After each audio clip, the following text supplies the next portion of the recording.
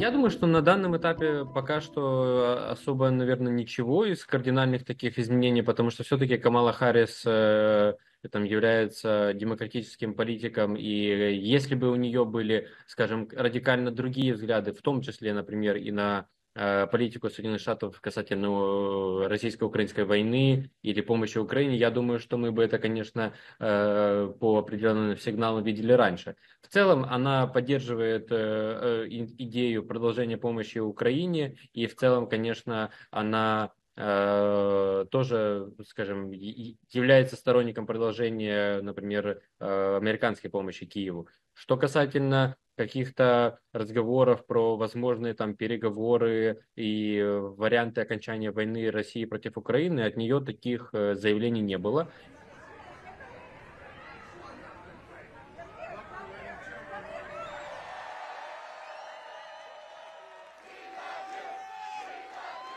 По крайней мере, там на вчерашний вечер, скажем, на самом деле шансы, согласно опросам общественного мнения, у Камалы Харрис были примерно такие же, как у Байдена. Пока что все-таки серьезно на те опросы смотреть тяжело. Я думаю, что в ближайшее время, в течение там недели, полторы максимум, появятся новые опросы, где уже не будет Джо Байдена как кандидата.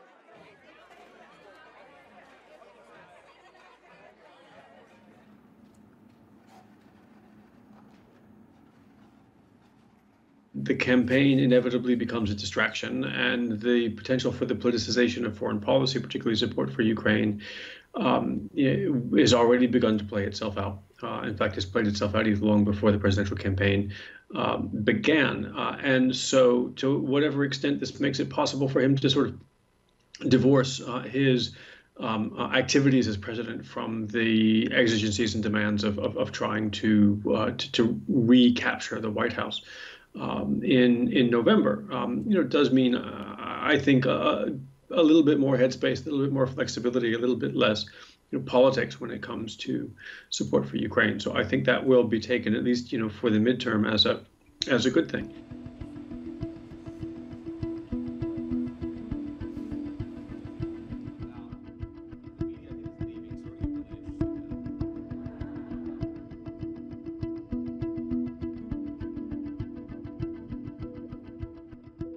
We know that Trump is very much focused on transactionalism. We know that Trump is very much focused on, winning victories for Trump.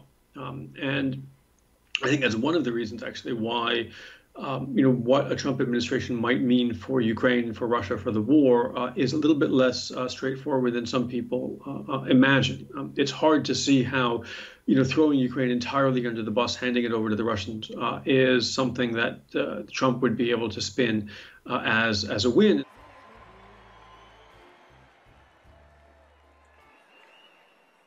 What Russia is looking for in American foreign policy is inconsistency.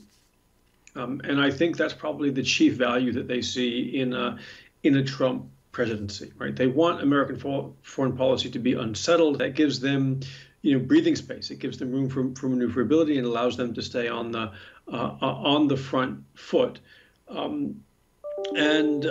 From that perspective, I think they will be happy simply to see the end of a Biden administration. They might imagine that a Harris administration would bring a difference. I don't actually think that it would.